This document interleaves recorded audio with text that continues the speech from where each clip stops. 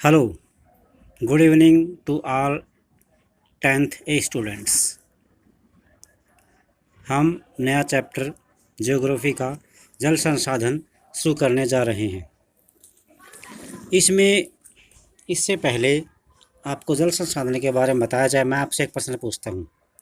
अभी हमारे तटीय इलाकों में एक चक्रवातीय तूफान उठ रहा है, जिसके कारण उड़ीसा और पश्चिम बंगाल में भारी बारिश हो रही है। आप उस तूफान का नाम लिखकर कल मुझे बताएंगे, ठीक है? ये आपके लिए प्रश्न है एक। तो यहाँ पर इसमें हम पढ़ेंगे जल हमारे लिए कितना महत्वपूर्ण है और हमारे दैनिक जीवन में इसका क्या रोल है, और ये जल की गुणवत्ता किस तरह कम होती जा रही है, इसके प्रबंधन की कितनी आवश्यकता है और हम कहाँ तक बड़ी भूमिका निभा रहे हैं। तो जल संसाधन, तो सबसे पहले ये लड़की खड़ी है, लड़का है, ये पिंकी से पूछता है, ये पिंकी है, इस पिंकी से पूछता है, पिंकी क्या तुमने टीवी पर उड़ीसा में आई बाढ़ पर दिल दहलाने वाली रिपोर्ट देखी? हे भगवान, उसने क्या क्या पलड़ा मचाया है। किसके बारे में बता रहा है? बाढ़ के बारे में। रास्ते में जो कुछ भी आया बर्बाद कर दिया और बहा कर ले गई। ये पिंकी से एक लड़का पूछ रहा है। पिंकी का जवाब देखो, हाँ चिंटू, मैंने देखा। इसमें कोई आश्चर्यजनक बात नहीं है कि जल जीवन दे भी सकता है और जल ले भी सकता है। अर्थात जल जो है हमारे जीवन का आधार भी है और जल विनाशकारी रूप धारण कर लेता है। हम पानी के बिना क्या करेंगे? मेरे पिताजी मुझे बता रहे थे कि उनके कारखाने में बहुत सारी चीज़ें जिनके लिए काफ़ी जल की आवश्यकता होती हैं।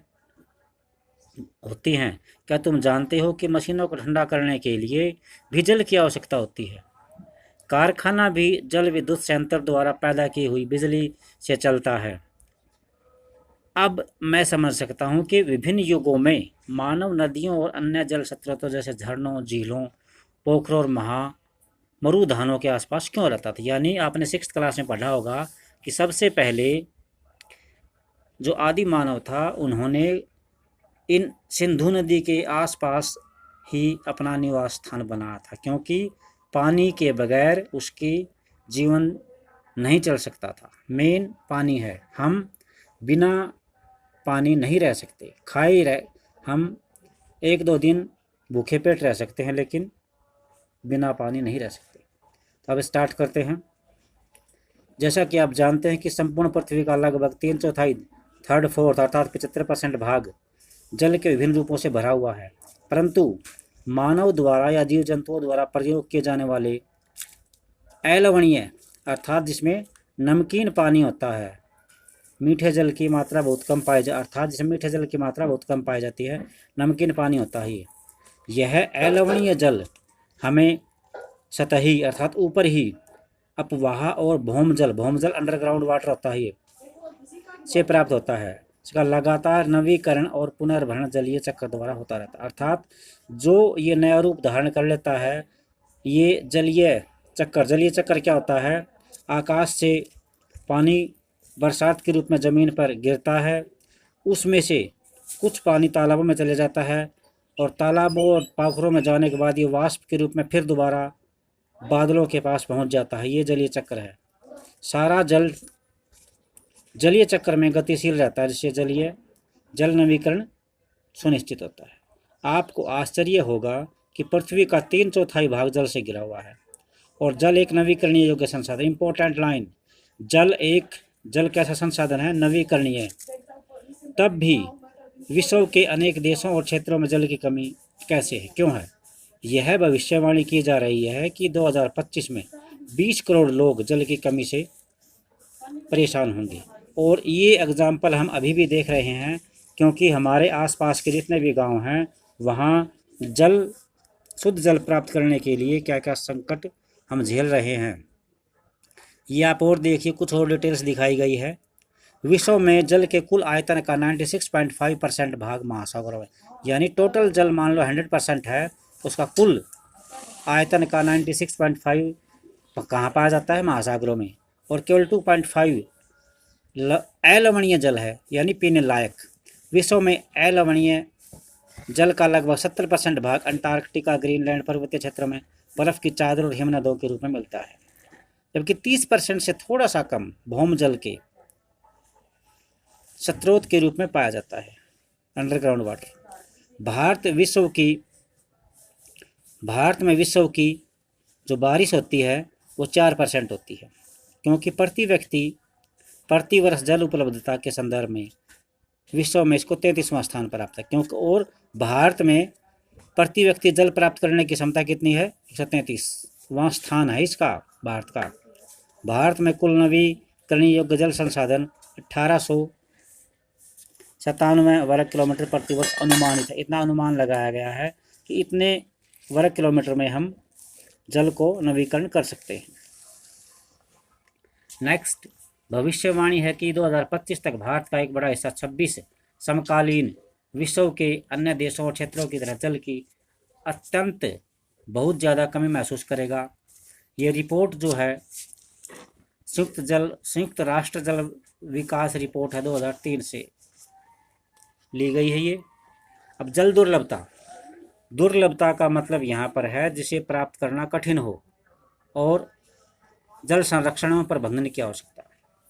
जल के विशाल भंडार और उसके नवीकरणीय योग्य गुणों के होते हुए भी यह सोचना मुश्किल है कि हमें जल दुर्लभता का सामना करना पड़ता है। जैसे ही हम जल की कमी की बात करते हैं तो हमें तत्काल ही कम वर्षा वाले क्षेत्र अर्थात सूखे क्षेत्रों का ध्यान आता है। हमारे दिमाग पर तुरंत राजस्थान का नक्शा उभर आता है। राजस्थान का मरुस्थल और जल से भरे हुए मटके संतुलित करती हुई और जल भरने के लिए लंबी लंबी लाइनें और पनिहारियों के चित्र सामने आ जाते हैं। सच्चाई यह है कि वर्षा में वार्षिक और मौसमी परिवर्तन के कारण जल संसाधनों की उपलब्धता में समय और स्थान के अनुसार विभिन्नता है, किंतु प्रकृति के जल में दिनों दिन कमी होती जा रही है। कमी का सर्वाधिक महत्वपूर्ण कारण क्या है भाई? जल का अतिशोषण, अर्थात आवश्यकता से अधिक जल का प्रयोग करना। इसका अधिक से अधिक अनुचित प्रयोग एवं समाज के विभिन्न समूहों के बीच जल का असमान रूप से वितरण होता है। आप सब भी देखते होंगे कि किसी व्यक्ति के पास तो पानी का बहुत ज़्यादा भंडार है और किसी के पास बिल्कुल थोड़ा पानी मिल पाता है। तो स्वीडन के एक विशेषज्ञ फाल्कन मार्क के अनुसार जल की कमी तब होती है जब प्रत्येक व्यक्ति को प्रतिदिन 1000 घन मीटर से कम जल उपलब्ध होता है। तो फाल्कन मार्क के अनुसार जल की कमी कब होती है? जब प्रत्येक व्यक्ति को 1000 घन मीटर से भी कम जल प्राप्त होता है। क्या यह संभव है कि किसी जल क्षेत्र में प्रचुर मात्रा में जल संसाधन होने के बावजूद भी वहां की जल दुर्लभता हो? हमारे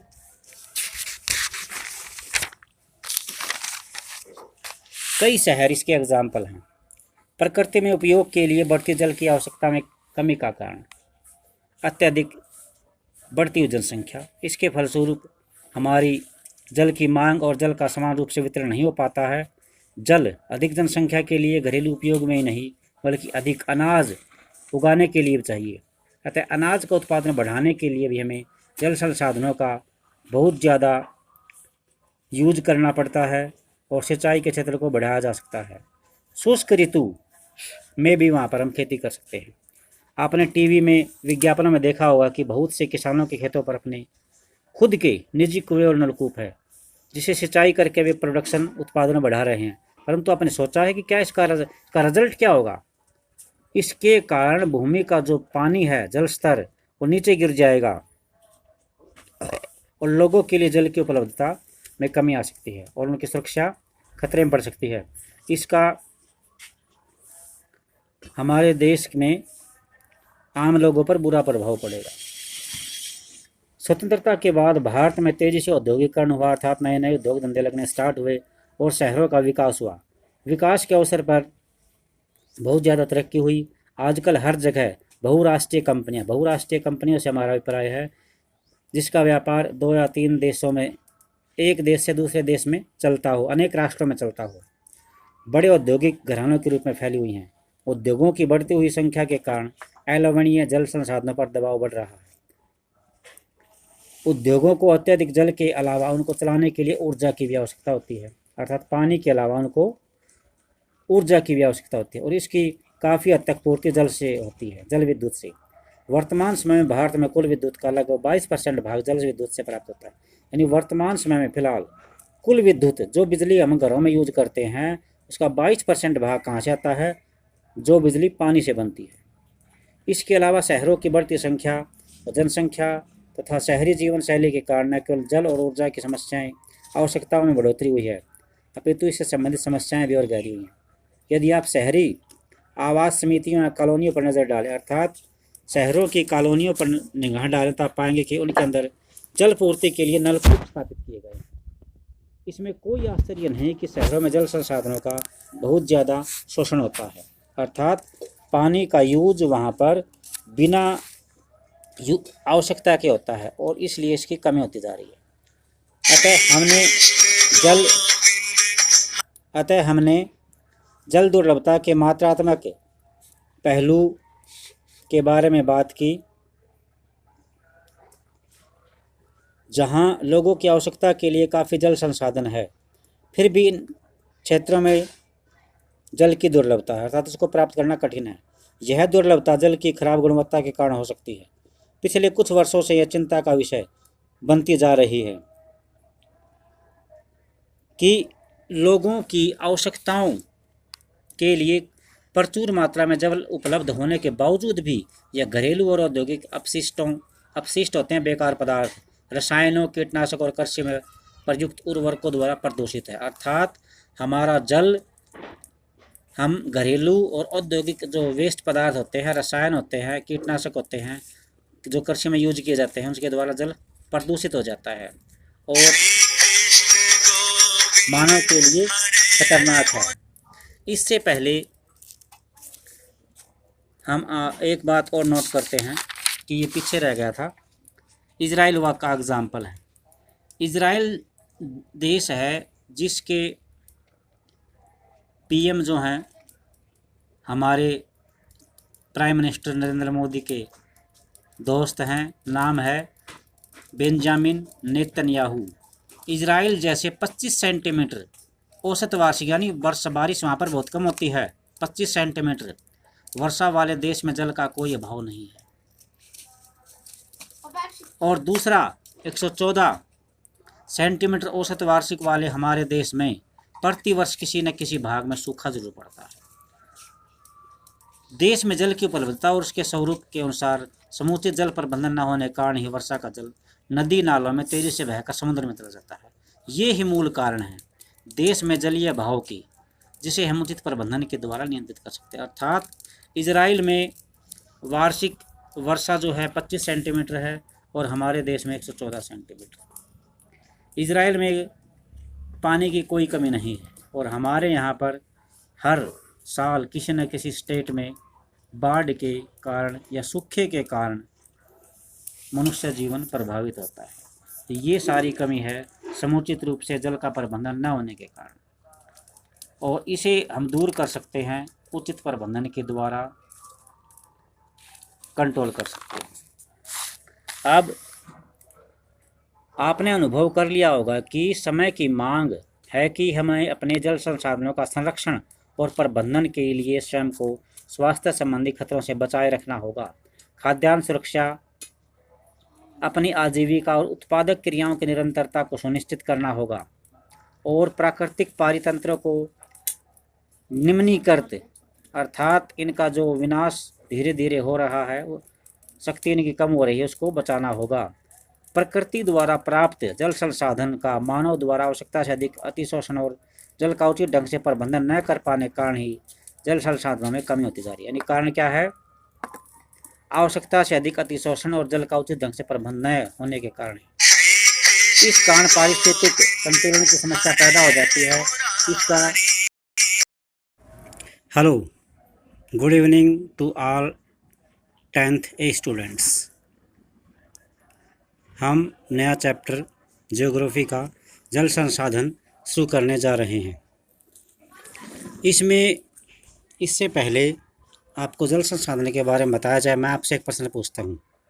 अभी हमारे तटीय इलाकों में एक चक्रवातीय तूफान उठ रहा है, जिसके कारण उड़ीसा और पश्चिम बंगाल में भारी बारिश हो रही है।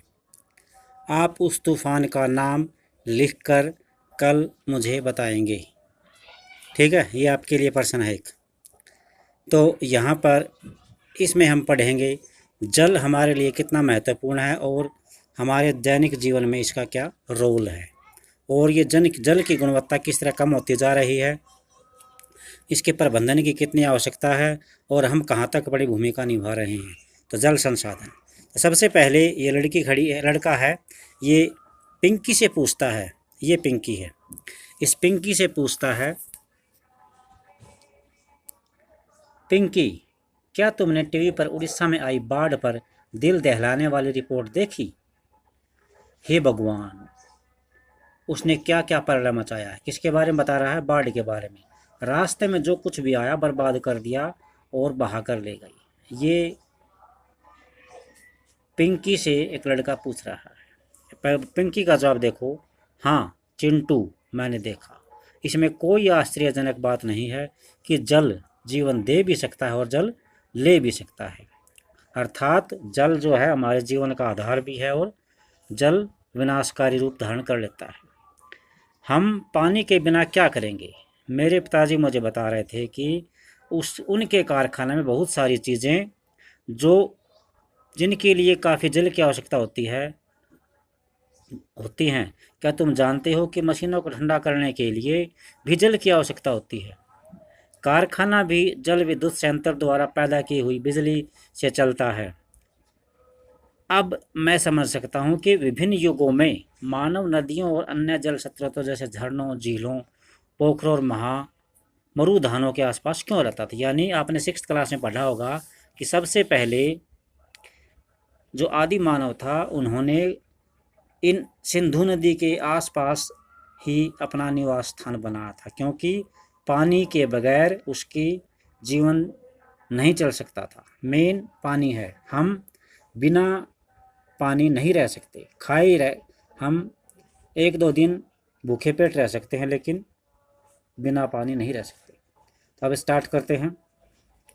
जैसा कि आप जानते हैं कि संपूर्ण पृथ्वी का लगभग 3/4 3/4 अर्थात 75% भाग जल के विभिन्न रूपों से भरा हुआ है, परंतु मानव द्वारा या जीव जंतुओं द्वारा प्रयोग किए जाने वाले अलवणीय अर्थात जिसमें नमकीन पानी होता है, मीठे जल की मात्रा बहुत कम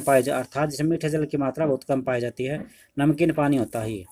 यह अलवणीय जल हमें सतही अर्थात ऊपर ही अपवाह और भौम जल अंडरग्राउंड वाटर होता है से प्राप्त होता है। इसका लगातार नवीकरण और पुनर्भरण जलीय चक्र द्वारा होता रहता है। अर्थात जो ये नया रूप धारण कर लेता है, ये जलीय चक्कर क्या होता है?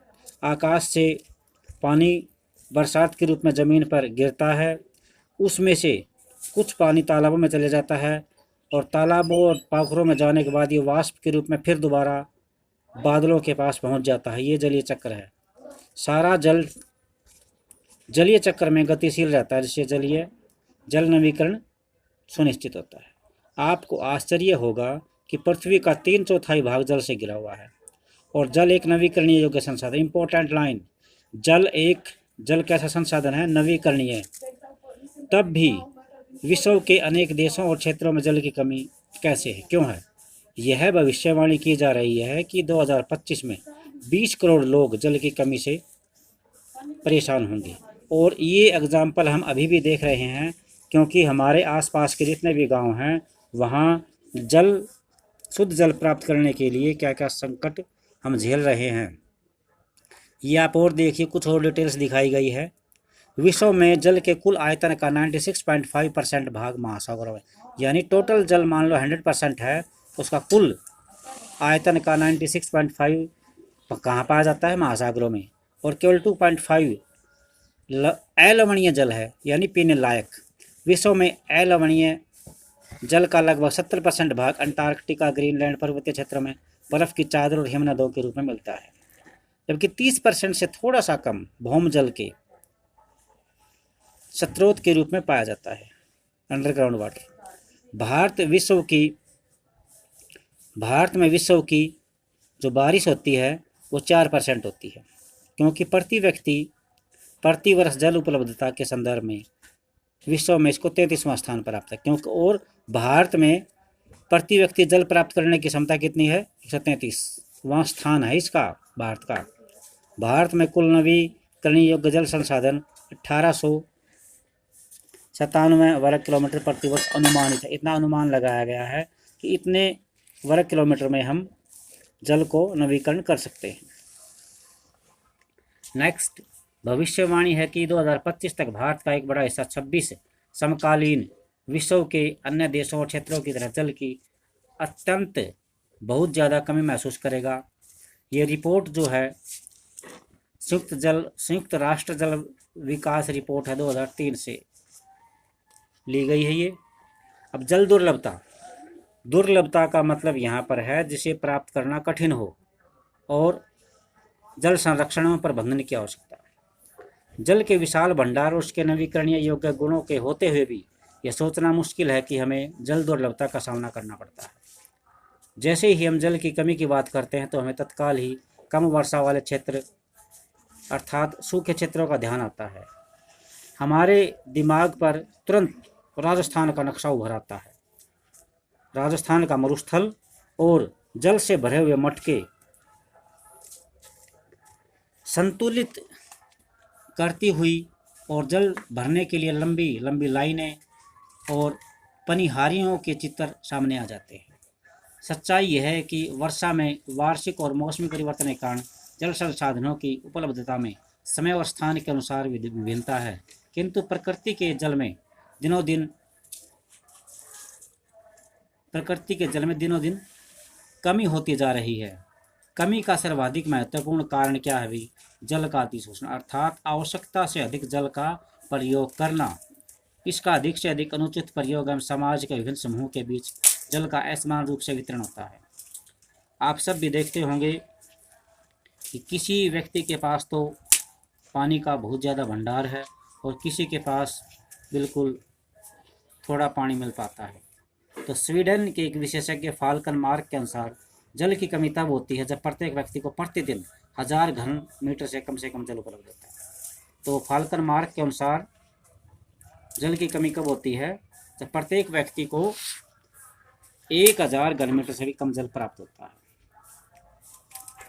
क्या यह संभव है कि किसी जल क्षेत्र में प्रचुर मात्रा में जल संसाधन होने के बावजूद भी वहां की जल दुर्लभता हो? हमारे